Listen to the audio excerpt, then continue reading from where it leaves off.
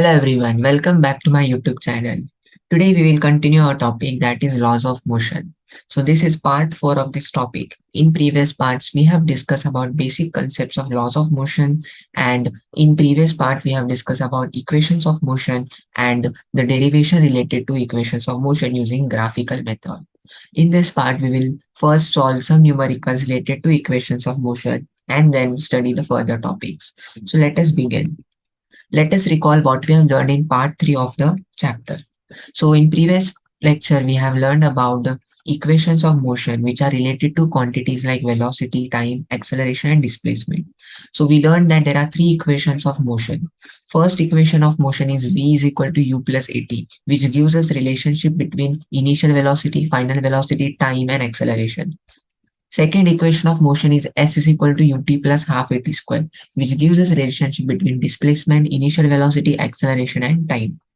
And the third equation of motion is v square is equal to u square plus 2s, which gives us a relationship between initial and final velocity, acceleration, and displacement. So using these three equations of motion, today we are going to solve some numericals. So let us first solve the first numerical. So the numerical says that an aeroplane taxis on the runway for 30 seconds with an acceleration of 3.2 meter per second square before taking off.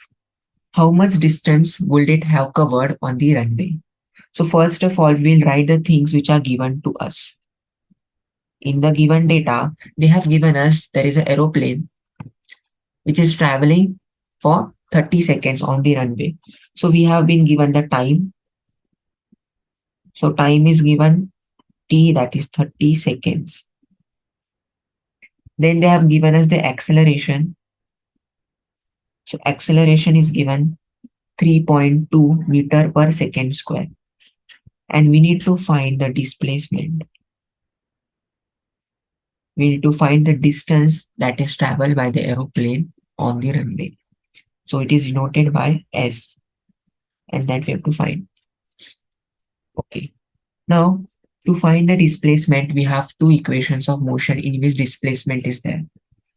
One equation is S is equal to ut plus half at square. Another equation is v square is equal to u square plus 2as. Right? Now, if you see in the first equation, you have displacement, initial velocity, time, and acceleration. In the second equation, you have final velocity, initial velocity, acceleration, and displacement. Now, in the question, we have been given with time, right? So, the equation which has time that we will use. So, I think we will use the first equation to solve this problem. That is S is equal to ut plus half at square. Now, to use the equation, S is equal to ut plus half at square. We know the value of A, we know the value of T, but we don't know the value of U. So if you read the question carefully, it has been told that distance covered by the aeroplane on the runway, and the acceleration is given that of 3.2 meter per second before taking off. So before taking off, before covering a distance on the runway, the aeroplane was stationary. So the initial velocity of the aeroplane was 0 meter per second. So the value of u is 0 meter per second since the aeroplane was stationary before taking off. Right. So now we will use the by second equation of motion. I can write that S is equal to ut plus half at square. If we substitute the values, S is equal to, this is 0 into time is 30 seconds plus half into acceleration is 3.2 into square of time, that is square of 30.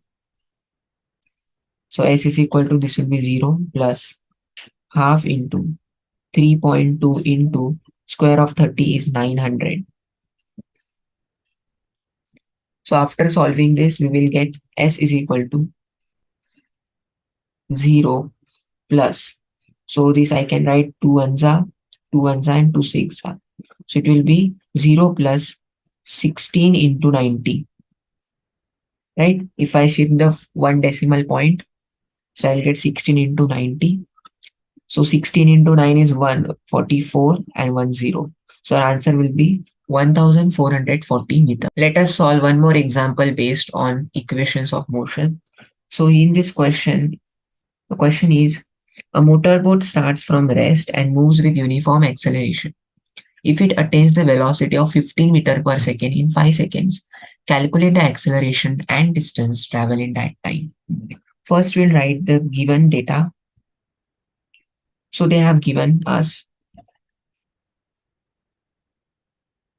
given data is velocity 15 meter per second. So this is a final velocity, right? And time is given as 5 seconds. Why final velocity? Because initial velocity, initially the motorboat was in rest. As it is mentioned, a motorboat starts from rest. So the initial velocity is 0 meter per second. So we have been given three things: initial velocity, final velocity, and time. We need to find is the acceleration and displacement, that is S. So we need to find displacement and acceleration. First, we'll find acceleration because definition of acceleration says that acceleration is equal to change in velocity, that is final minus initial, upon time. So your V is 15 minus 0 upon 5. So that will give you 3 meter per second square. Now we have final velocity, initial velocity, time, and acceleration. We can easily find displacement. Now for displacement, you can use any of the two equations. This S is equal to ut plus half at square, or you can use V square is equal to u square plus 2as. We will solve with both the methods and we'll check our answer. So let us solve with the first equation. We need to find S. So S is equal to initial velocity is 0. So this term will be 0 plus half into acceleration we have found now, that is 3, and square of the time, that is 25. Since time is 5 seconds, square of 5 is 25. So S becomes 3 into 25, 75 upon 2, that is equal to 37.5 meter. So the displacement becomes 37.5 meter. So the distance traveled by the motorboat is 37.5 meter. So similarly, we will solve same sum with different equation. So now I'm using third equation. So here V square is equal to U square plus 2S. Value of V is 15. So 15 square is equal to 0 square plus 2 into value of acceleration is 3, and displacement we have to find. 15 square is 225 is equal to, this is 6 into S. So S becomes 225 divided by 6. So if we divide, 6 3s are 18, 45, 6 7s are 42, and 6 5s are 30. So again, our answer is same, 37.5. So you solve by any equation, your answer is going to be same. I hope you understood how we have solved the two numericals based on equations of motion. So here we will solve the exercise from your textbook. They have given a table and we have to complete the table. Some of the values they have given and the remaining values we have to find. Let us come to the first row. So here you have been given the value of u, a, and t, and we have to find the value of v using the first equation of motion. So using first equation of motion, v is equal to u plus at. So v is equal to, value of u is given 2 plus value of acceleration is 4 and value of time is 3. So v is equal to 2 plus 4 3s are 12, that is equal to 14 meter per second.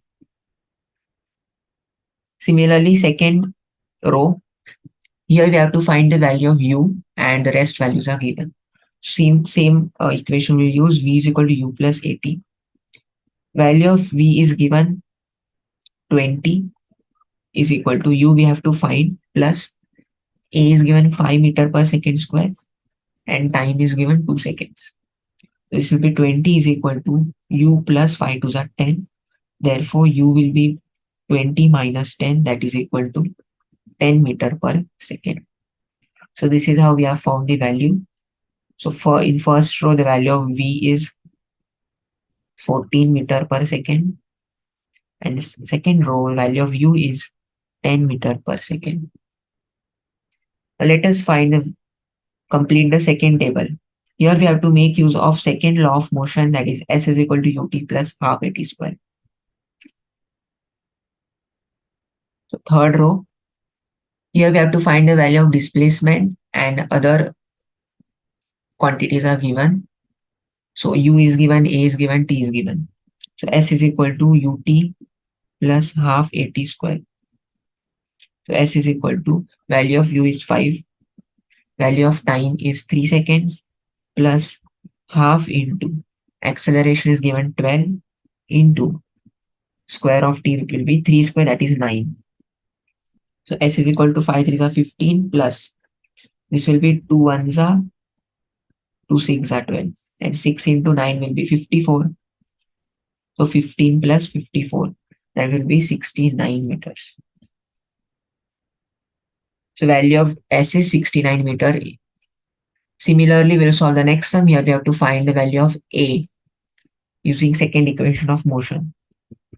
So fourth sum. So S is equal to ut plus half at square. Now we have to find the value of A. S is given 92 meters.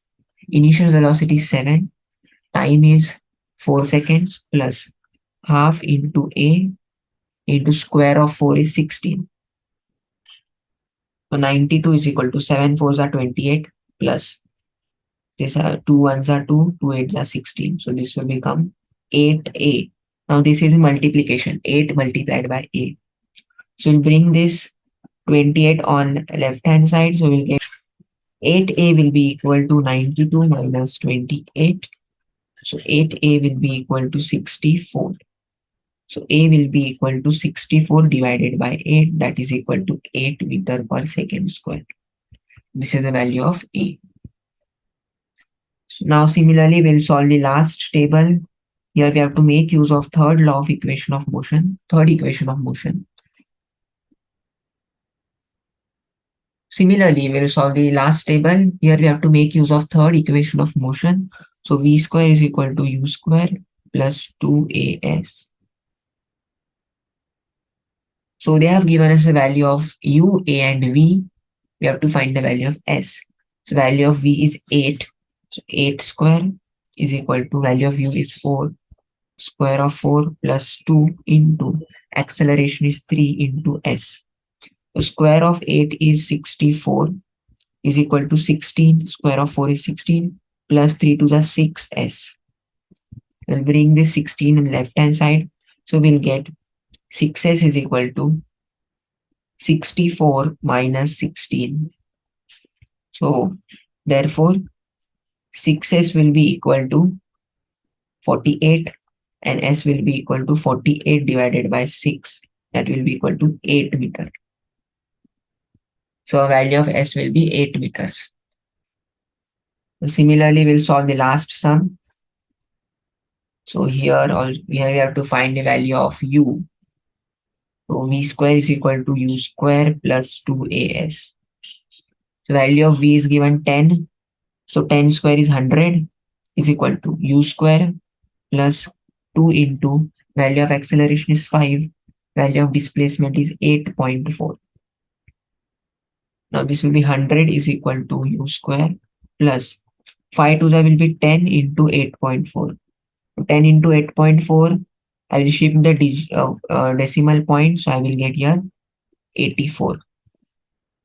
Therefore, U square will be equal to 100 minus 84, which will be equal to 16. So taking square root on both sides, I will get U is equal to 4 meter per second. So I hope you understood how we have solved the problems related to equations of motion. Now we will move to next topic. Now let us discuss the next subtopic, that is uniform circular motion. In our previous lectures, we have discussed about motion and types of motion. The circular motion is that motion of a body when a body travels in a circular path. So definition can be the movement of body following a circular path is called a circular motion. And if the body is traveling the circular track throughout with same speed, with constant speed, that motion is known as uniform circular motion. In uniform circular motion, the important thing is that the speed remains constant, but the velocity is never constant. Why velocity is never constant? Because velocity is a vector quantity. So it has both magnitude and direction. Though the speed remain constant means the magnitude is remaining constant throughout the circular track when the body is moving in circular path. But the direction is changing at every instant. That is why the velocity is not constant, but the speed is constant. Let us discuss some examples of uniform circular motion. So, motion of artificial satellites around the Earth, motion of electrons around the nucleus, motion of the blades of the windmill, motion of the seconds hand, minute hand of the clock. These are all examples of uniform circular motion. And there are many more examples. Before learning about uniform circular motion, I would like to tell you about linear motion.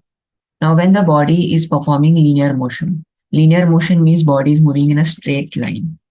So consider this is a road, straight road, and a body is performing linear motion. Body, this is my body, it is performing a linear motion. So when it will perform a linear motion, now it is at rest. But when I will push this body, when I will apply some force, it will get accelerated and it will perform linear motion. It will get some velocity and it will roll down and it will perform linear motion. So similarly, for performing circular motion, suppose this is my circular track and this is my body which I want to move in a circular motion. Right. Now, when a body moves in a circular motion, there is a force acting on the body which pulls the body towards the center of the circle. And this force is responsible for the circular motion of the body. So there is some force which acts on the body, which pulls the body towards the center of the circle. And this force is nothing but center seeking force, or we call it as centripetal force. Because of this force, the body moves in a circular motion. If there was no force like centripetal force, the body would have traveled in a linear motion. It would not have traveled in a circular motion. So if there was no force, it would have traveled in a straight line like this, here, in a linear path. Because of this force, the body gets pulled down towards the center of the circle, and that's why it performs a circular motion.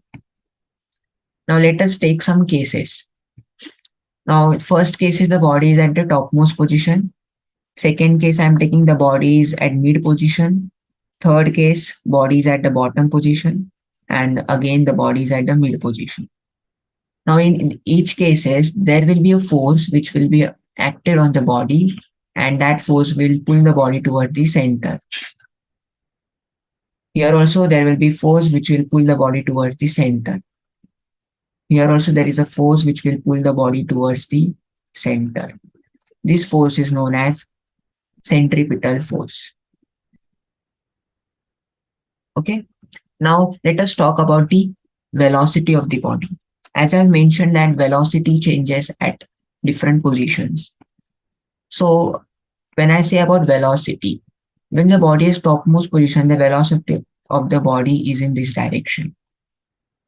When it is at mid position, here the velocity of the body is in this direction. Here the velocity of the body is in this direction. And similarly, here it is in upward direction. So you can see that at different positions, the direction of the velocity is different. The direction of the, or you can see the direction of velocity and direction of force, it is always perpendicular to each other. So this direction of velocity and force, they are always perpendicular to each other. So you have clearly observed that the direction of the velocity changes at every position, and the direction of velocity is always tangential to the circle. Now, tangential to the circle, it means this is a circle. It has different components like we have diameter, we have radius, we have chord. Similarly, there's a tangent which passes through a line You can see a line which touches the circle at any point, that is tangent. So we can draw infinite number of tangents on a circle. So this velocity vector which I have drawn, the direction of velocity is always tangential to the circular path. So I hope you understood why in uniform circular motion speed is always constant but not the velocity, and which force is acting on the body so that the body is moving in a circular motion. So it is a centripetal force. We will see how we can find speed of the object moving in a uniform circular motion. Now this diagram, I have drawn a similar diagram before. So if you read here, if an object moving along a circular path of radius r, taking time t to come back to its starting position, its speed can be determined using the following formula. Now what is speed? It is distance upon time. Now what is distance? Distance is the total path traveled. If a body is moving in a circular path, the total path travel will be the circumference of the circle. So that's why our speed becomes circumference upon time, and the formula for finding circumference is 2 pi r, where r is the radius and pi is a constant. So v is equal to 2 pi r upon t. This is a formula to find the speed of the object moving in a circular motion. Now let us have a discussion on next subtopic, that is force. What is force? So in simple words, we can define force as push and pull of an object. So when we push or pull of an object, we apply force. And when we apply force, it causes the object to change its velocity. If the object is at rest, it will move on application of force. So force is considered as an external agent which is capable of changing a body's state of rest or the state of motion. So force is a vector quantity as it has both magnitude and direction. Because when we apply force, we have to mention how much force we have applied and where we have applied the force, on which position of the body we have applied the force. So for that, direction is important. So both magnitude and directions are there for force. So it is a vector quantity. The direction towards which force is applied, that is known as the direction of force, and the point where the force is applied is known as application of force. Furthermore, force is a vector quantity, as I've already said. Common symbol used for force is capital F. SI unit is the Newton, and other units are dyne. And afterwards, we'll learn about the conversions of the units. Now let us learn about basic concept of force, these types of force. Basically, there are two main types of force. One is contact force and another is field force. So there are numerous types of force, but these are the two main types of force. As you can see, frictional force, gravitational force, drag force, spring force, magnetic force. There are numerous types of force, but if we divide them into two main types, it is contact force and field force. Let us learn more about contact force. So contact force, from the word itself, it is clear what do you mean by contact force. So contact force exists when an object from the external world touches a system and exerts a force on it. So whenever there is a contact force, the objects are in touch with each other. Okay, think about a book on a table. If you push it, you are exerting a contact force. If you put it down, no longer interacting, no more force from you. But a table is touching it, the table is now exerting a force. Now, when you apply a force on a book, let us say you apply a force on a book from this direction. So your finger and the book, your hand and the book are in touch with each other. So what you are applying? A force. Which kind of force? Contact force. Now, if you put the book down, if you put the book down on the table, now your hand and your book is not in touch with each other. But the table and the book, they are in touch with each other. So the table and the book are in contact with each other. So the force between the table and the book will be a contact force. Okay. So let us move to next topic, that is field force. A field force is such a force which acts on an object without having something directly touching to it. For example, if you drop a stone down, so the stone falls down on the ground. So is there anything in contact with the stone? No. So stone falls due to gravity. So our gravitational force is a field force. So you may have gravitational force, when it is gravitational field, magnetic field, electric field. So electrostatic force, magnetic force, gravitational force, all these are the field forces. So there, the two objects are not in contact with each other. Then also the objects move. Such a force is known as field force. They affect movement without being in a physical contact. So I hope you understood what is contact force and field force. So this is the end of today's session. In the next session, we will learn about Newton's laws of motion. If you found this video interesting, do like, share and subscribe my channel. Thank you.